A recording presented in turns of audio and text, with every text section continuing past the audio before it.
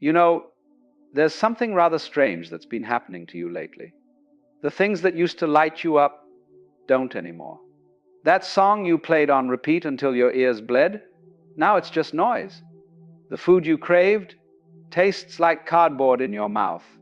Even the people you love, the ones whose laughter used to fill your chest with warmth, they feel distant, muted, like you're watching them through glass. And here's what terrifies you most. You're starting to wonder if you've lost the ability to feel anything at all. If something inside you has died and you didn't even notice it dying. But I want to suggest something quite different to you today. What if this numbness isn't death at all? What if it's the most dangerous phase of waking up you'll ever experience? Let me describe it more precisely, because I suspect you know exactly what I'm talking about. You wake up in the morning and there's nothing. No dread. Exactly. No excitement either. Just a kind of gray neutrality that follows you like a shadow. You scroll through your phone looking for something, anything that might spark that old feeling. A video, a message, a piece of news that matters. Nothing lands. You try your old escapes. Maybe you binge a series you used to love. Maybe you buy something you don't need. Maybe you reach for a drink, a substance, a person. And here's the truly terrifying part. Even when you get what you wanted, even when the thing arrives or the experience happens, there's no payload, no rush, no satisfaction. It's like biting into fruit and tasting only texture. The sweetness is gone, and you start to panic, don't you? You start running through possibilities in your mind. Am I depressed? Is this a chemical imbalance? Did I burn myself out? Am I broken? You might even go to a doctor. Get tested. Try medications. Read articles about dopamine and serotonin, about hedonic adaptation and anhedonia, and maybe some of that helps, or maybe it doesn't. Because what if I told you that what you're experiencing isn't a malfunction at all? What if this loss, this death of the old joy, is actually a birth in disguise? To understand what I mean, we need to look at what we've been calling joy all these years. Because I don't think you've lost joy. I think you've lost something else entirely. Think back to the last time you felt genuinely happy. Really happy. What was happening? Chances are you weren't just experiencing something pleasant. You were experiencing relief. Relief from hunger when you ate that perfect meal. Relief from loneliness when someone finally texted you back. Relief from boredom when you found that perfect show. Relief from anxiety when the weekend finally arrived.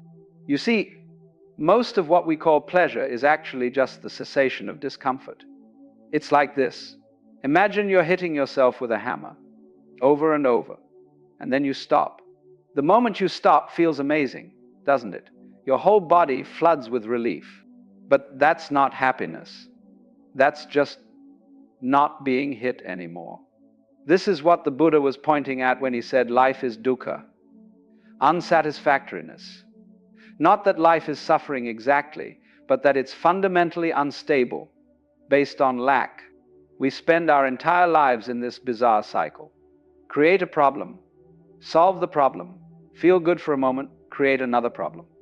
Make yourself hungry so eating feels good. Make yourself lonely so connection feels good. Make yourself bored so entertainment feels good. We've become like addicts who need the withdrawal just to feel the high of the fix. And for most of your life, this worked. This game of scratching itches you created yourself, it was enough. It felt like living. But then something shifted. Maybe it happened slowly. Maybe it happened all at once. But at some point, your consciousness saw through the trick. It's like when you learn how a magic trick works. Once you see the wires, the mirrors, the sleight of hand, you can't unsee them. The magic is broken forever. You can't go back to being fooled. And this is what's happened to you. You've become immune to your own manipulation. The itch you create no longer feels real enough to make the scratch satisfying. The hunger you manufacture doesn't make the food taste better. The loneliness you cultivate doesn't make connection feel profound. You've seen through it. And once you've seen through it, the whole game collapses. This is why nothing brings you joy anymore. Not because you're broken, but because you've outgrown a fundamentally childish way of experiencing life. And right now, you're in withdrawal. Not from drugs or alcohol, but from something far more addictive. You're in withdrawal from experience itself, from the constant stimulation, the peaks and valleys, the drama of your own creation. You're a thrill addict who's been cut off from the supply. And like any addict in withdrawal, you feel like you're dying. You feel hollow, empty, like a ghost walking through a world that's lost its color. You look at people around you who still seem to be enjoying things, and you feel envious, confused. Why can they still feel and I can't? But they're not more alive than you. They're just still asleep, still willing to believe in the game, still able to get high on their own manufactured crises and resolutions. You can't anymore. I knew a woman once, let's call her Maya, who went through this exact thing. She was a musician. Her whole identity was built around the rush of performing, the high of applause, the intoxication of creating something beautiful. And then one day, she sat down at her piano and nothing. No inspiration, no joy, no connection to the instrument that had been her voice for 20 years. She thought she was finished, thought her gift had been taken away. What she didn't realize was that her gift wasn't music. Her gift was the silence underneath the music. And she was finally becoming quiet enough to hear it. But I'm getting ahead of myself, because before you can hear the silence, you have to survive the absence of noise. And I know this feels like death. I know it feels like something precious has been taken from you. But stay with me here, because this is where it gets interesting. Imagine you've spent your entire life in a dimly lit room, a room lit only by candles. And you've been fascinated by the shadows these candles cast on the walls, the dancing shapes, the flickering movements.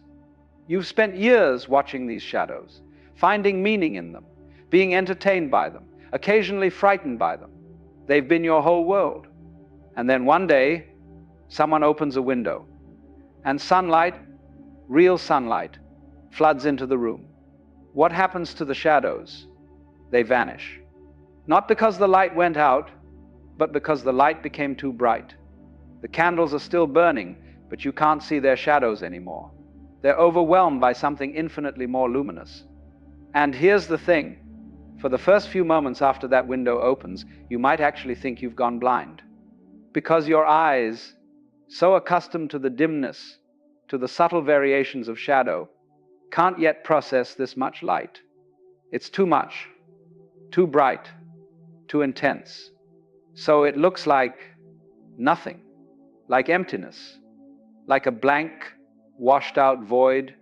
This is where you are right now. The window has opened, the light has come in, and your perception, still calibrated for shadows and candlelight, can't yet see what's here. So it feels like nothing, like absence, like loss. But it's not absence. It's presence so complete, so full, that your current way of seeing can't comprehend it yet. You're not depressed. You're not broken. You're being recalibrated. And the worst thing you can do right now, the absolute worst thing, is try to go back. Try to close the window. Try to relight the candles. Try to manufacture shadows again. I've watched people do this. When the old pleasures stop working, they panic and they try to force it. They seek more extreme experiences, louder music, stronger substances, more dangerous thrills. They jump from relationship to relationship, hobby to hobby, belief system to belief system, desperately trying to feel something, anything. And all this does is delay the inevitable, because you can't go back to sleep once you've woken up. You can pretend. You can exhaust yourself trying. But the innocence is gone. So what do you do instead? Here's what nobody tells you. You stop trying.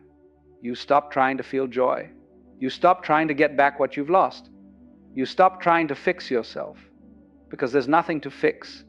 You're like a caterpillar that's dissolved into liquid inside a cocoon, wondering why it can't walk anymore, why it can't eat leaves, why everything that used to define it is gone. You're not a caterpillar anymore, but you're not yet a butterfly. You're just soup, formless, undefined, in between, And this is unbearable for the mind, isn't it?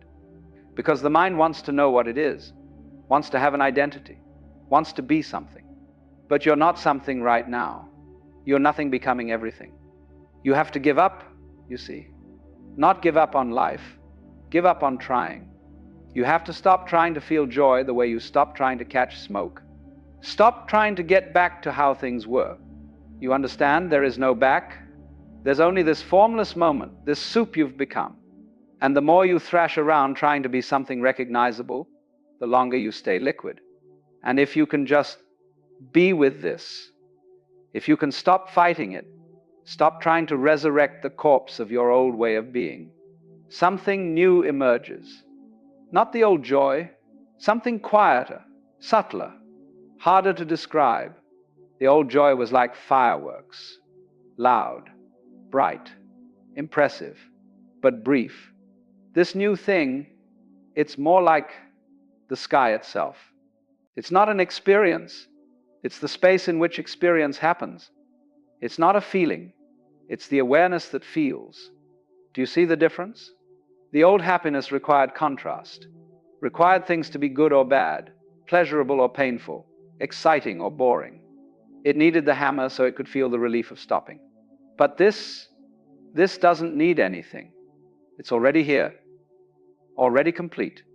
Whether you're eating a gourmet meal or stale bread, it's here. Whether you're in love or alone, it's here. Whether you're succeeding or failing, it's here. I once knew a man who spent his whole life chasing experiences.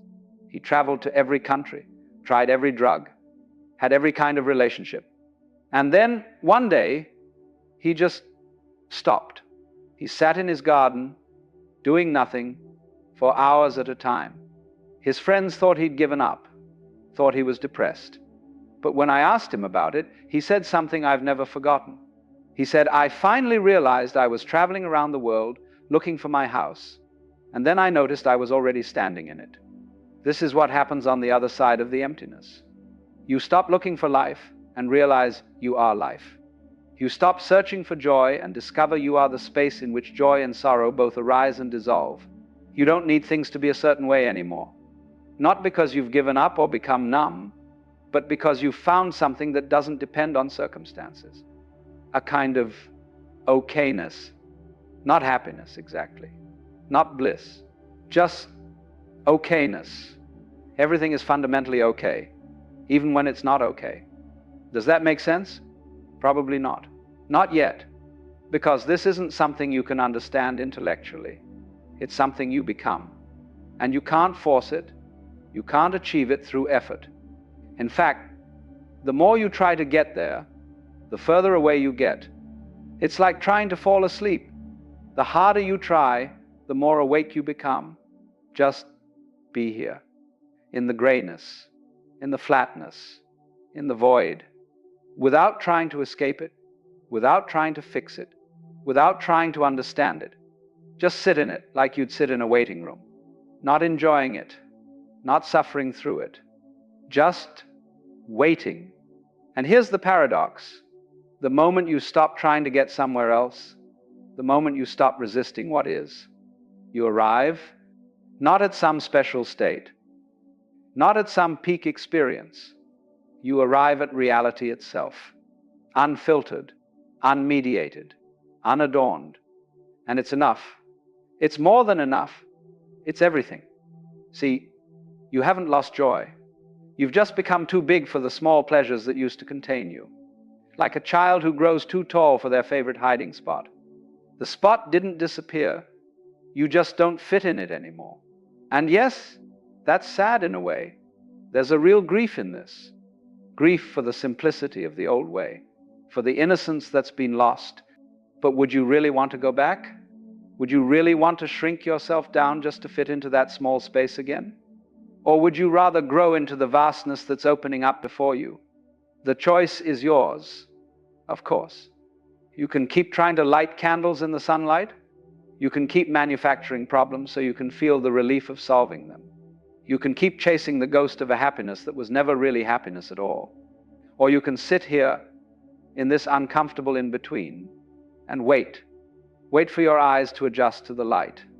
Wait for a new way of seeing to emerge. Wait for the butterfly you are becoming to finish forming its wings. It won't look like you thought it would. It won't feel like you expected it to. But it will be real. More real than anything you've experienced before. And here's the final thing nobody tells you.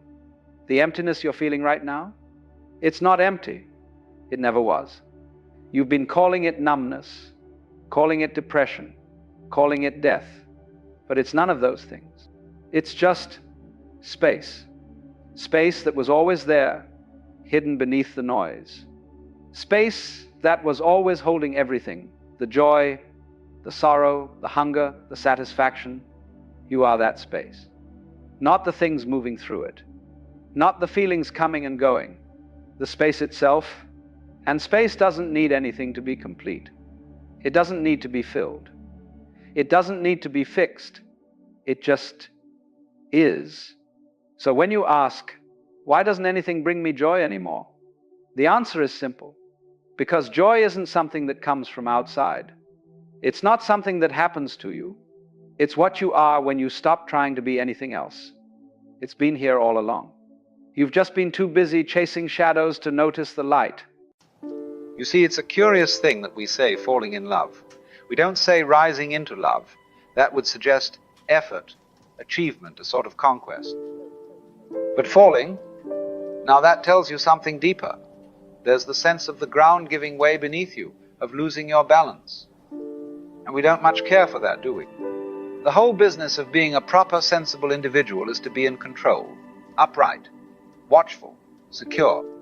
So to fall in love, to truly fall, is in a way to go mad. Not the kind of madness you lock away in asylums, no, but a sort of unreasonableness, a letting go of the usual caution. It is, in a very real sense, a risk, a gamble, because you see, love, real love is not safe. It does not come with guarantees. It doesn't say, if you love me, I'll behave a certain way. No, it strikes like lightning. You don't know how or why. It just comes. And you are changed. And that change, well, it's a sort of death, isn't it? The death of the ego. The collapse of that little fortress you've been guarding. And that's why people resist it. For life itself is always a risk. Every step you take is taken on faith. You walk, but you do not know that the floor will hold. You speak, but you cannot be sure the words will land. And yet you walk, and you speak, you live, because something in you trusts the process. So too with love. To fall in love is to give yourself over to something you cannot understand, to allow yourself to be touched, moved, and altered. And it's quite mad. But that madness is precisely what makes it sane. To resist it, to say, no, I must remain upright and unaffected, is to deny the most essential part of being alive. For love, like life, is a risk, a gamble. Every step we take, every path we follow, we walk by faith, not by certainty. When you fall in love, you are saying, I am willing to surrender, to give myself up into the unknown. And that is the boldest thing a human being can do. Now let us look more closely at this idea of surrender, because it's central to love. Love is not a matter of control. In fact, it's the very opposite. It is an act of surrender to another person, a giving of oneself completely, without reservation. Not because you are being noble or self-sacrificing, no, but because it's the only thing that can actually work. You see, all the sensible people in the world are busy holding on, watching their step, managing outcomes. And the more they hold on, the tighter they grasp, the less alive they become. But the person in love, they let go. They say, here I am, take me, do as you will. And of course that sounds outrageous. People say, you can't do that, you'll get hurt. Yes, you might. But the alternative is to never love at all, to stay locked in yourself, untouched and untouchable. And that, you see, is the real tragedy. Because when you try to protect yourself from love, you also shut yourself off from life. You cannot say, I want to experience the fullness of life, but I don't want any surprises. It doesn't work like that.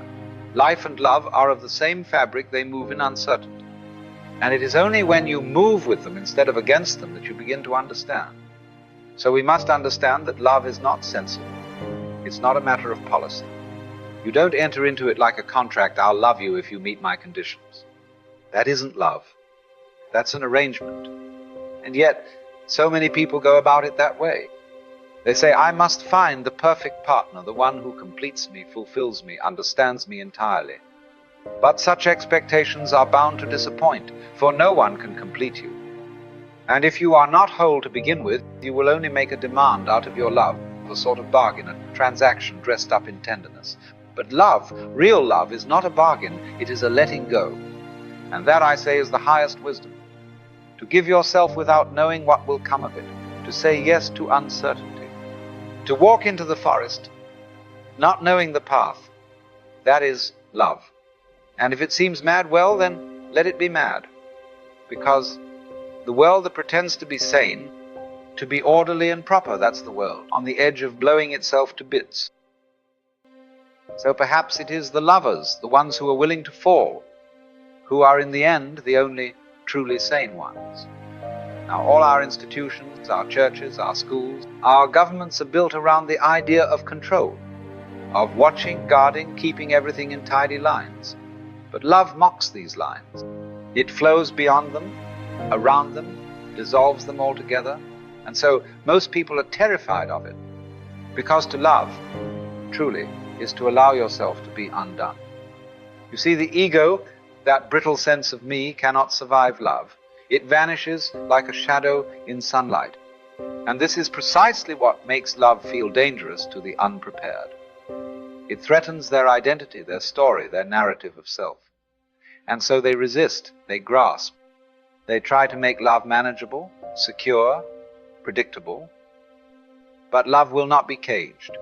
The wise, the truly wise, learn to let go, not with recklessness, but with reverence. With the quiet understanding that to live at all is to risk everything. To love someone is not to possess them, not to anchor them, but to see them, truly see them, and allow them to be as they are. Marriage, for instance, was once understood not as a prison of obligation, but as a friendship of mutual freedom, a setting loose of two souls who choose, day by day, to walk beside each other. And in that space of honesty, not pretending to feel what you no longer feel, not clinging to outdated vows, but facing one another openly, there is love. Now, there are those who try to simulate love, to perform it, as it were, and this, you must know, is always destructive. For false love builds resentment on both sides. The one pretending grows bitter, and the one deceived feels the sting of absence. Real love has no script. It arises naturally, like laughter or sunlight. And when you find it, when it moves in you, the only sane response is to let it do what it must, even if it changes you, especially if it changes you. Because love, in the end, is not what you hold, it is what holds you. Now you may say, all right, this idea of surrendering to love is all very well, but what if I don't feel it? What if love doesn't come naturally to me? What if I really do try to love others, to be kind, to give of myself, and still it feels false? Well, you see, you cannot teach a selfish person to be unselfish by any method that appeals to his selfishness. That is to say, a person can give away everything he owns, or offer up his body to be burned, and still be acting out of the most cunning self-interest. It can be done, oh yes, with marvelous subtlety, a kind of spiritual one-upmanship. He may appear generous, saintly even, but deep underneath he's still on the take. And that kind of love, what we might call simulated love, is always, always destructive. It leaves behind a bitterness. It builds resentment, not only in the one performing the false loving, but also in the poor soul on the receiving end, who begins to suspect that something is off, though they may not know exactly what. This is why so many of our efforts at kindness, at helping, at charitable love fail. They fail because they are not honest. They come not from the heart, but from a posture, from an idea about how one ought to behave. And in doing so, they create not connection, but distance. So what do? Are we to wait around doing nothing until some mysterious grace descends and we suddenly feel real love? Must we sit idly by, selfish as ever, until we're somehow transformed? No, not quite. But there is something to be said for honesty. because that honesty is the beginning of transformation. If, when you look closely at yourself, you discover that you are selfish, then be selfish. But do it consciously. Do it with open eyes. Ask yourself, what is it that I love, even selfishly? What do I cling to? What moves me? For even that clinging, that craving, that too is love. The force is there. It's simply moving in a particular direction. Like water through a hose, it depends which way you're aiming it. Some people love whiskey, others love admiration, some love beauty, or power, or ice cream. And you may say, but that's not real love, that's attachment. But I tell you, it is the same energy. It's simply beginning at the narrow end. So rather than trying to smother it, rather than pretending you're full of divine compassion, when really all you want is another drink, follow the love you do feel. Examine it. Let it run. For only when love is moving can it be redirected. You cannot steer a ship that is still anchored in the harbor. This, you see, is where most go wrong. They think they must first become spiritual, enlightened, holy, then they will be ready to love. But it's the other way around. You begin with where you are, with what truly stirs your heart, even if it seems small or selfish. And if you follow that thread honestly, it will lead you, it will grow. Because as you inquire into what you love, you will find always that what you love is not truly yourself. Not in the ego sense. Even if it begins with you saying, I love myself, and you try to hold that thought, try to grab at this self that you're loving, it slips away. It's like trying to kiss your own lips. You chase it round and round in a circle, and it always evades you. But curiously, when you look at what you do love, whether it's poetry, or a fine meal, or a person's laughter, or even the way the clouds look just before a storm, you discover that what you love is always something outside of what you normally call me. And so, by following your selfishness with honesty, not guilt, not shame, but real attention, you begin to find that the boundary between self and other is not so solid after all. And this, you see, is where something remarkable begins to happen, not because you forced it, or planned it, or tried to become something holy, but because you simply stopped pretending, you stopped posturing. You let the energy move. And in doing so, it begins to transform you. Now we come to a very subtle mistake people make. They imagine there are different kinds of love, as if one were high and pure and another low and carnal. They say, this is real love, spiritual love, and then sneer at the other and say, that's just lust, or mere infatuation. But that division, you see, is entirely artificial. It is based not in perception, but in judgment. For love, in truth, is one single energy. It may take different shapes, just as white light divides itself into the colors of the spectrum, but it is not a different light. You may say the red end of that spectrum is what Freud called libido erotic love, physical desire. And then, moving up through the blues and greens, you come into friendship, companionship, tenderness. And then, at the violet end, you find agape, so-called divine charity, spiritual love. But this division is not one of substance, only of tone. You see, even the most physical, most passionate longing is part of that same current. And the error is in thinking that you can reject one part of it and cultivate the other, like trimming a tree from the top down and expecting it to grow properly. But life doesn't work that way. There's an idea, especially in religious circles, that if you want to find the higher forms of love, you must cut off the lower. You must deny desire, renounce passion, suppress the senses, and only then will the pure kind of love arise. But this is a confusion. The problem isn't that lust exists. The problem is that people are afraid of it. They don't trust themselves to follow the current without being drowned in it. But the truth is, and this is rather beautiful, you let the energy move, and it clarifies itself. The same way a stream begins as a muddy trickle, and by flowing becomes clear. If you dam it up, if you hold it back out of fear, the water stagnates. So instead of condemning the so-called lower forms of love, we might do better to honor where love appears, however strange or unrefined it seems. For there is no need to purify love by cutting parts of it away. You purify it by letting it move freely. And when you really let love move, that is to say, when you follow it without clinging, without turning it into a demand, it begins to show you things. You find the person you desire is not merely a collection of pleasing sensations. No, they are a mystery, a window into something vast and ungraspable. That's when love turns into wonder. But it does so on its own, you see, not because you forced it upward, not because you were pious, but because you were sincere. There is, after all, no merit in pretending not to feel desire when you do. That is not virtue. That is fear wearing the mask of discipline. And fear is no soil for love to grow in. So what we must learn is not to divide love, not to say this part is sacred and that part is shameful, but to recognize that all of it is part of one single movement.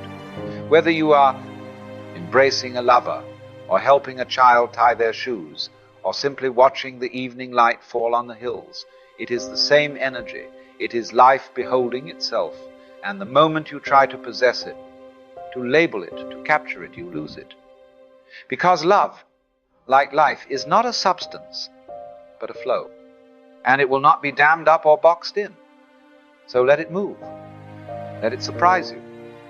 Let it show up in the places you least expect, in the touch of a stranger's hand, in the way the wind brushes your cheek, in the sudden ache of seeing someone who reminds you of a long-lost friend. And you may find, quite by accident, that love was never divided at all. It was always one thing playing many roles. Now this brings us to something rather delicate, the matter of marriage. You see, we've got the whole thing upside down, because in our society, we expect marriage to be based on romantic love, this mysterious, uncontrollable, illogical experience of falling for someone. We expect to be in love before we marry, and we expect to stay in love after we do. And when love as it must shifts its shape, or withdraws for a time, people begin to think something is terribly wrong. But that, you see, is only because the whole thing was built on a misunderstanding. Falling in love, as we've said, is not something you can arrange. It happens. It strikes. And while it is very real, it is also unpredictable. It comes without warning, and it may leave just as mysteriously. So when you base a lifelong commitment on an event as capricious as falling in love, you are building on sand. That's why so many people end up trapped in what I call a pseudo-love affair. They felt passion, hot and strong, and mistook that for the kind of enduring bond needed to build a life together. But when the heat fades, and it will fade, they look across the room and wonder, who is this person I've married? Why don't I feel what I used to feel? And then perhaps they fall in love with someone else suddenly, shockingly, and feel torn between duty and desire. The whole foundation trembles, and families fall to pieces. But the real problem is not the falling in love. The real problem is that we thought love could be secured by an institution, that a ceremony, a ring, a set of vows could guarantee the constancy of the heart. It cannot. Now, this is not to say marriage is wrong, not at all. In fact, marriage can be a beautiful thing, but only if we understand it differently. The older idea, and in many ways the wiser one, was that marriage was a reasonable contract between two people. It was not meant to be a prison of perpetual passion, but a partnership, a cooperation in building a home, raising children, living together as companions. And in that arrangement, love, as we've been speaking of, it could come and go, rise and fall, without threatening the entire structure. If the two people involved were honest with one another, if they said, I marry you because I respect you, I enjoy your company, and I trust you as someone to walk beside, then there is space. Space to allow each person to be who they are. Not a shadow, not a mirror, but a self. And if, within that arrangement, they are also sexually and emotionally drawn to one another, well, so much the better. But that attraction, real as it may be, should not be the foundation. You see, the real virtue in such a marriage is truthfulness, not permanence.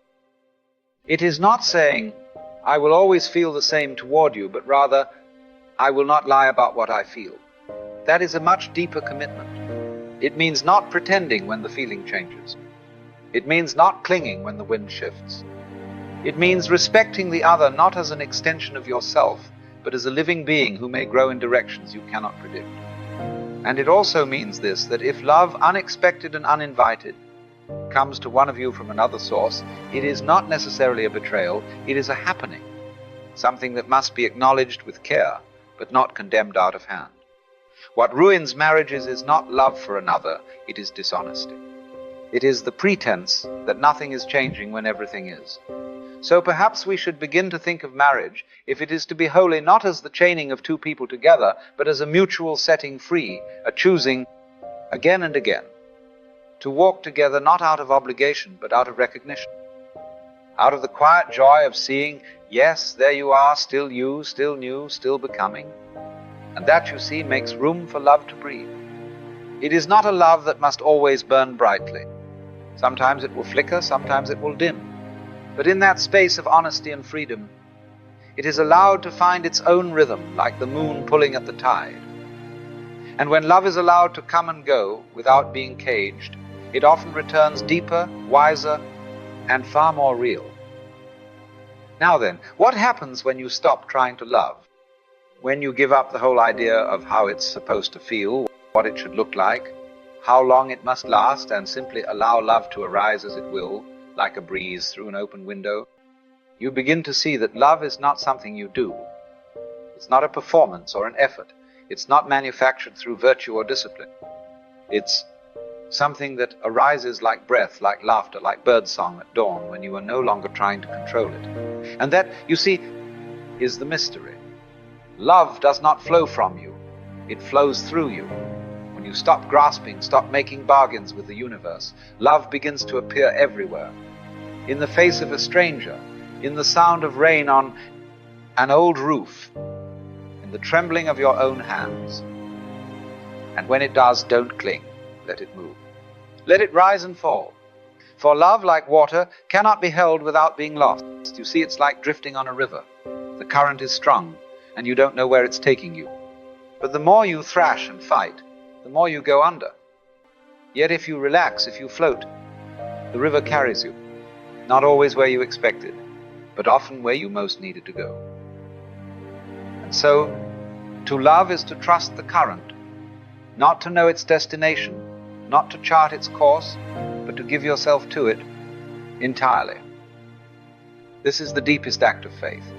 Not to love with conditions, but to let love be what it is, wild, uncertain, untamable, and still say yes. So don't be afraid if love makes you foolish. Don't be afraid if it hurts. Don't be afraid if it asks you to change again and again. For you are not meant to control it. You are meant to be moved by it. And when you trust that movement, when you surrender to the flow, you'll discover that the river was never separate from you at all. It was always you, all along, coming home to yourself.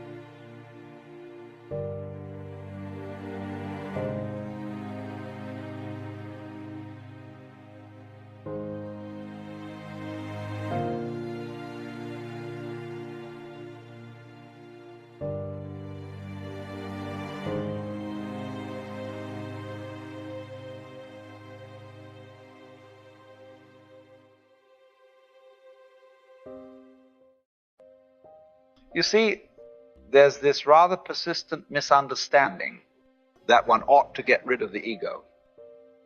Well, you can't unless, of course, you also get rid of the body, in which case you'll be rather beyond the point of worrying about it. The ego is not some foreign intruder. It's simply the part you play while you are here. It's rather like an actor on a stage. You put on a costume, you learn the lines, and for a while you forget you're acting. That's the charm of it. If you were to tear off the costume in the middle of the play, there would be no character left, only an awkward silence. The ego, the personality, is that costume.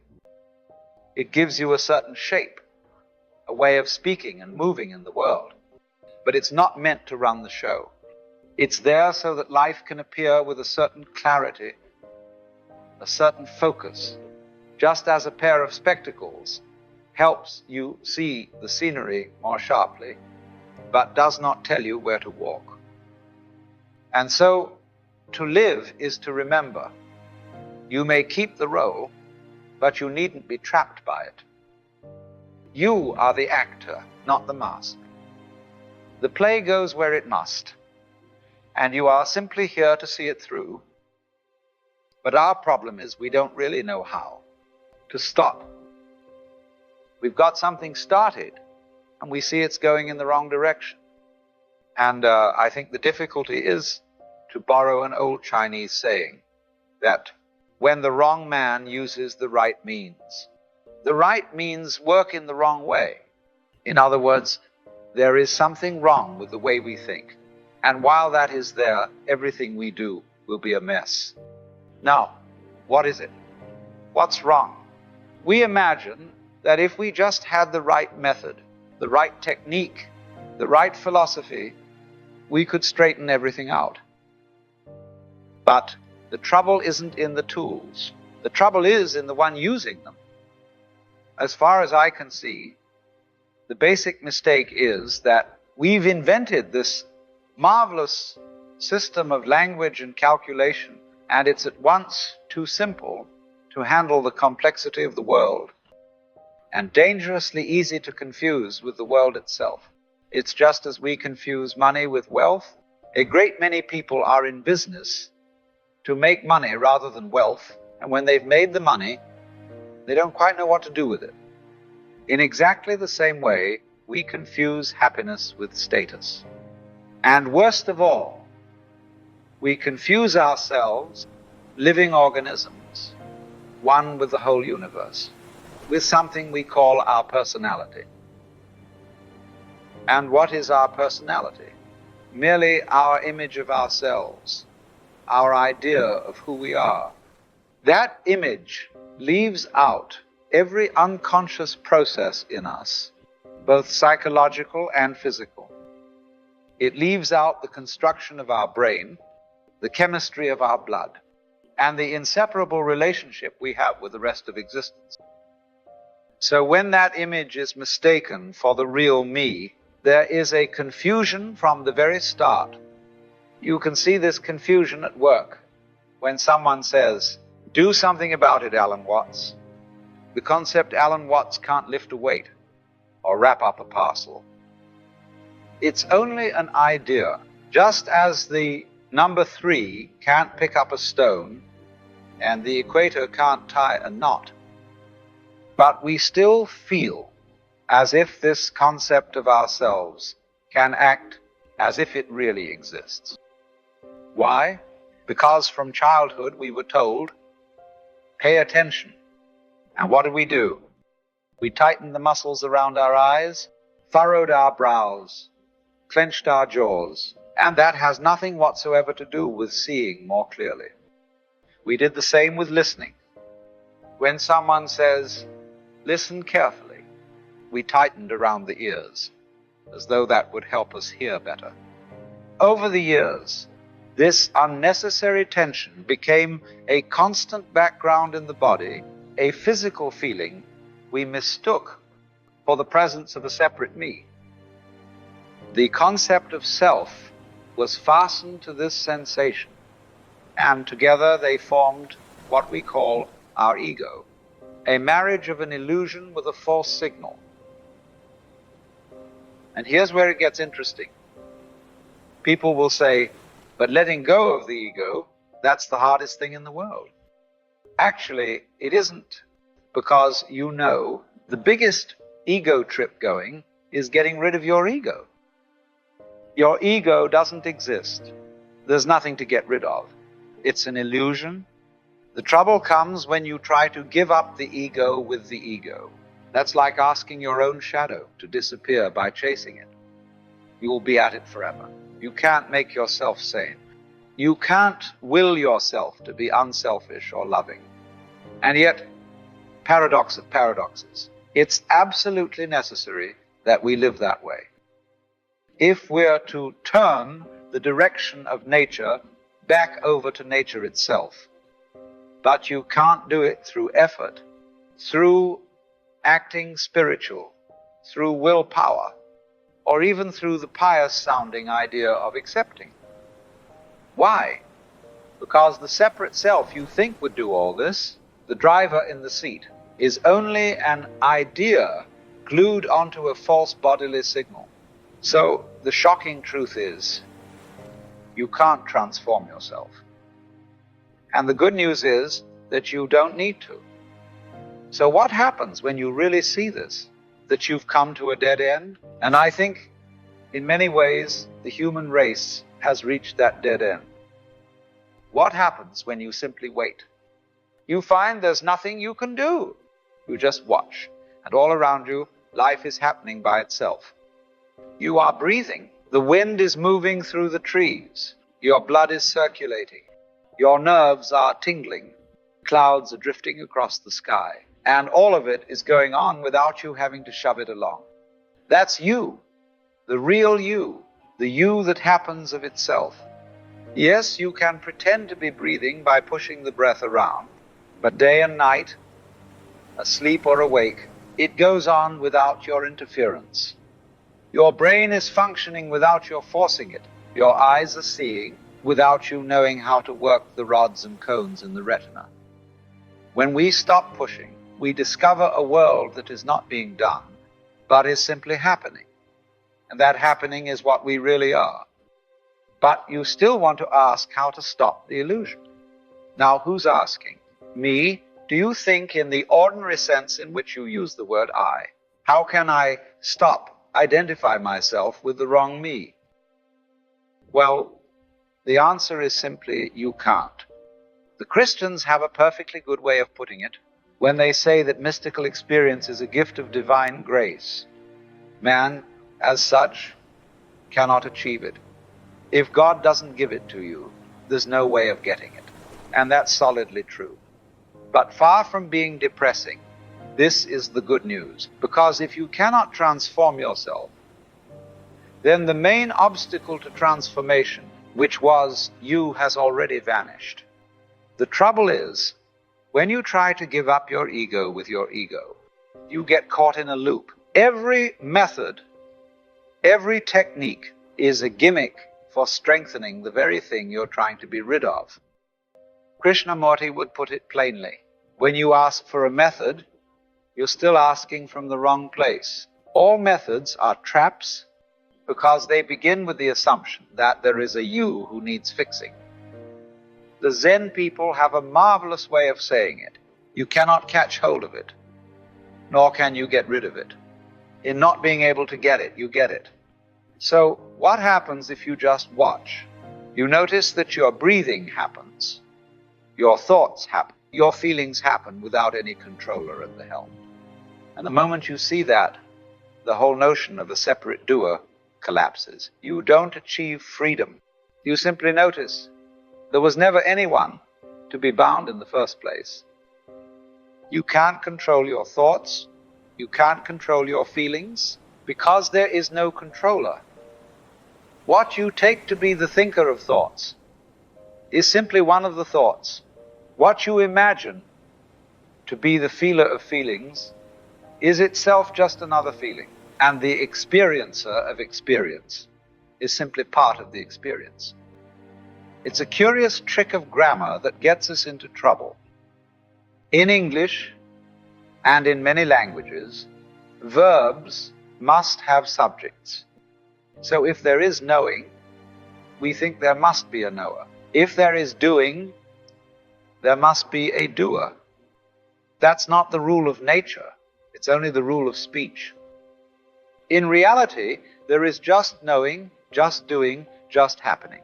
And yet we keep imagining there is this ghost inside the machine, this driver in the seat, who makes it all go. But you don't make your heart beat. You don't grow your own hair. You don't manage the chemical balance of your blood. All of it goes on without your pushing it. And when that illusion fades, you find yourself in quite a different position. You are no longer a little man or woman, locked up inside a bag of skin, peering out at a foreign world. Your real self is not inside you in the way you think. It is everything you are connected with, the air, the sunlight, the mountains, the people, the whole show. When you look out of your eyes, at the trees swaying in the wind, at clouds drifting across the sky, you are not looking at the world. You are looking at yourself. Not the self of bank accounts and driver's licenses, but the self that happens all by itself, as naturally as a flower opens or a star shines. And from here, there's nothing to improve. No conversion to be made, no ego to drop, no method to follow. Because the one who thought all that was necessary has been unmasked as a phantom. So the point is not to become something different, but to notice what has been going on all along. The effortless happening of life, which is what you truly are.